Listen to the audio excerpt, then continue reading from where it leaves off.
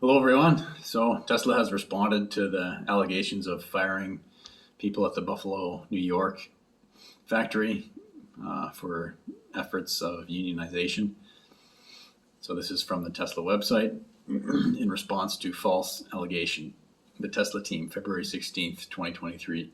There is a false allegation that Tesla terminated employees in response to a new union campaign. These are the facts behind the event. Tesla conducts performance review cycles every 6 months. Employees receive a performance rating from 1 to 5 in each cycle that helps them calibrate their work with the expectations of their job. In the worst case, if an employee fails to meet their performance expectations, they will be let go. This review process takes place globally, including North America, Europe, China, etc. It is not localized to Buffalo. The most recent performance review cycle was from July 2022 through December 2022. On December 13th, 2022, managers across the company received a communication regarding the review schedule.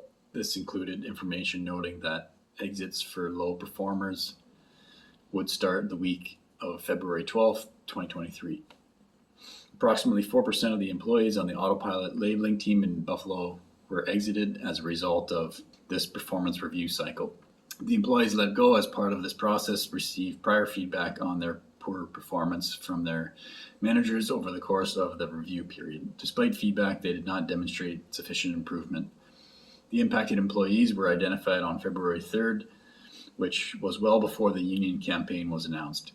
We became aware of organizing activities approximately 10 days later. We learned in hindsight that 1 out of the 27 impacted employees officially identified as part of the union campaign. This exercise predated any union campaign. The labeling team in Buffalo, New York has been growing over the last several months at an average rate of around 10 employees a week. Over the last 6 months, the department's employee base has grown 54% from 437 employees to 675 employees at the beginning of this week. The reason there is time monitoring for image labeling is to improve the ease of use of our labeling software. Since its purpose is to calculate how long it takes to label an image, there is nothing to be gained by delaying bathroom breaks. The claim that Tesla pressures employees to do so is categorically false. Our employees in Buffalo are core to our mission of accelerating the world's transition to sustainable energy, helping to build superchargers, solar roof, and power electronics for many applications. Yeah, I forgot to mention yesterday, they make the solar products there as well. The article I read yesterday and made the impression that these firings took place as a retaliation to the unionization efforts. That probably wasn't the case. It seems rather obvious that a company would do performance reviews, and just the timing of it was kind of coincidental with this unionization effort.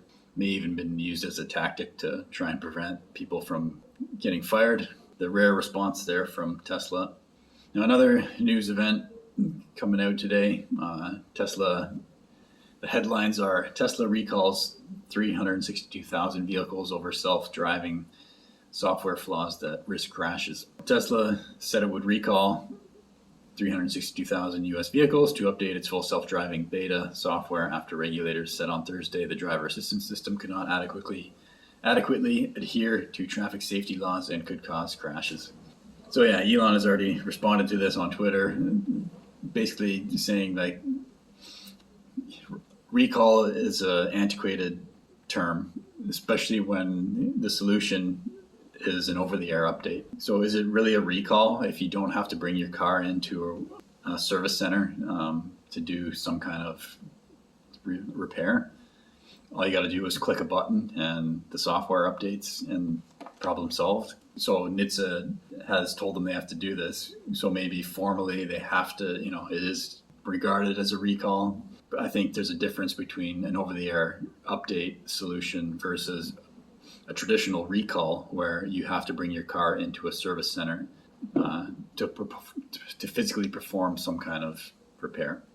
So obviously this is making the headlines today, and it's a lot of cars, 362,000, and the word recall makes it juicy, right? Well, this is only for people with the FSD beta software. It's in the name. It's beta. This is not a finished product. Tesla is constantly updating this product. Drivers have to monitor when you're using full self-driving. You have to be fully aware of what's happening and ready to take over at any moment.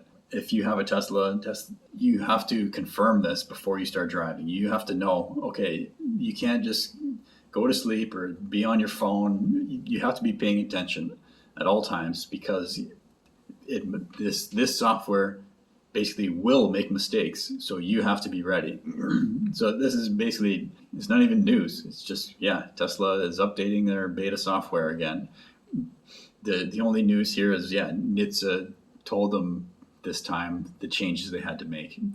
I guess they're concerned about how it goes through stop signs and how it might go straight through an intersection when it's in a turn lane and it should be turning. The beta software can make errors, and drivers have to be attentive and ready to take over at any moment. There's a lot of people who want to see Tesla fail, so a big recall is a good news story.